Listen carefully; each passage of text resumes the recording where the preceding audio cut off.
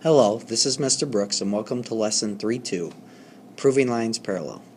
We're going to use a transversal to prove parallel lines. Okay, our first postulate we need to cover in Lesson 3.2 is the converse of the corresponding angles postulate, which states, if two lines in a transversal form corresponding angles that are congruent, then the two lines are parallel.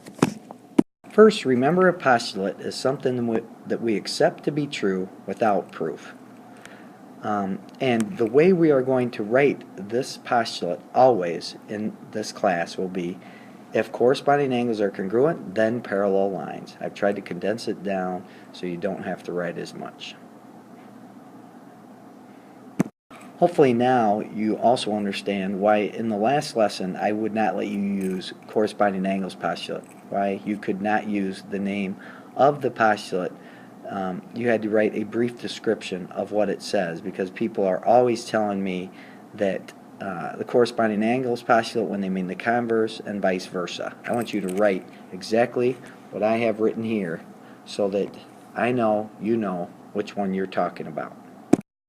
Next we have a theorem, which is the converse of the alternate interior angles theorem. Remember, a theorem is something that has been proven to be true. This theorem states, if two lines in a transversal form alternate interior angles that are congruent, then the two lines are parallel. And this is how we will write this theorem every time we want to use it. If alternate interior angles are congruent, then parallel lines. Our next theorem is the converse of the same side interior angles theorem, which says if two lines in a transversal form same side interior angles that are supplementary, then the two lines are parallel. We will write it like this. If same side interior angles are supplementary, then parallel lines. We have already seen two types of proofs so far in this class. You've already seen a paragraph proof and a two-column proof. Now we're going to look at a third type of proof called a flow proof. However, every proof that we do in this class will always be a two-column proof. Whenever they give you the choice on homework and say, do either a flow proof, a paragraph proof, or a two-column proof, you will always do a two-column proof. It makes it way easier for grading if we are all using the same type of proof. So always do two-column proofs. But first let's look at a flow proof. We're trying to prove the converse of the alternate interior angles theorem that says if you have alternate interior angles that are congruent, then your lines have to be parallel. So what's given? Angles 1 and 2 are congruent. What are we trying to prove? Lines L and M are parallel. Well, 1 and 2 are congruent, given.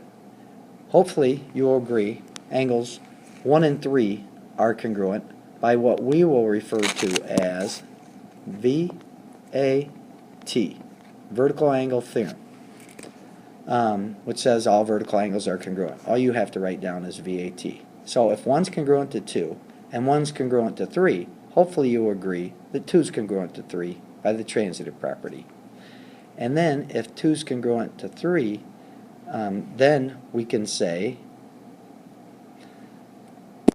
L has to be parallel to M, and we will not write this. We're going to write if corresponding angles are congruent, then parallel lines. Now let's look at example 1. It says which lines, if any, must be parallel if angle 1 is congruent to angle 2.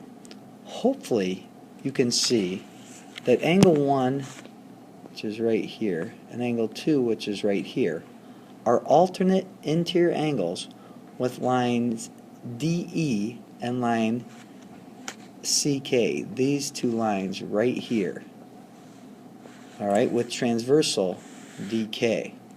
Alright, line EC has nothing to do with angles 1 and 2. You could actually take line EC right out of the picture, and now hopefully you see what we're talking about, that it is lines ED and lines CK that have to be parallel if 1 and 2 are congruent. Now let's try quick check number 1. Which lines, if any, must be parallel if angle 2 is congruent to angle 3? Alright, please pause the video while you take a minute to try to figure out which two lines have to be congruent, or excuse me, which two lines have to be parallel. Hopefully you will agree that lines EC and lines DK are the two that have to be parallel, with transversal CK. Here's angle 3 and here's angle 4. If those two angles are congruent, then your horizontal lines have to be the two that are parallel. Line ED has nothing to do with this question. The next two theorems that you should know are rarely used, but you should know them, and I will show you how to write them as well. The converse to the alternate exterior angles theorem states that if two lines in a transversal form alternate exterior angles that are congruent, then the two lines have to be parallel. So if 1 and 2 are congruent, then A and B have to be parallel.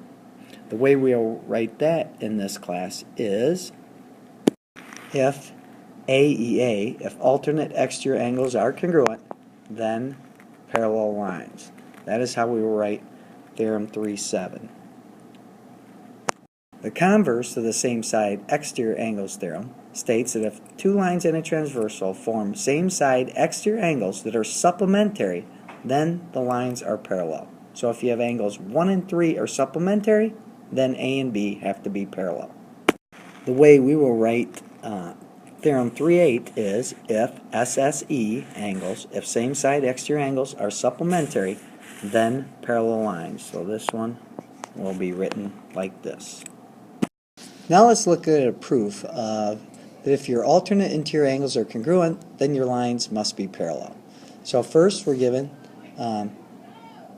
angles 1 and 2 are congruent. How are we going to get A and B to be parallel? Well, we can say that 1 and 4 are congruent by the vertical angle theorem, which says vertical angles are congruent. If 1's congruent to 2 and 1's congruent to 4, then 2 has to be congruent to 4 by the transitive property.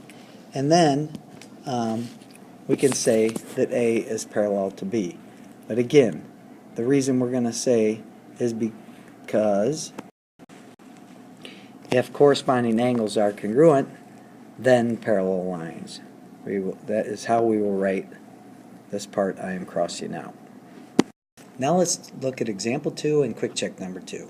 In example 2, we're trying to get L and M to be parallel.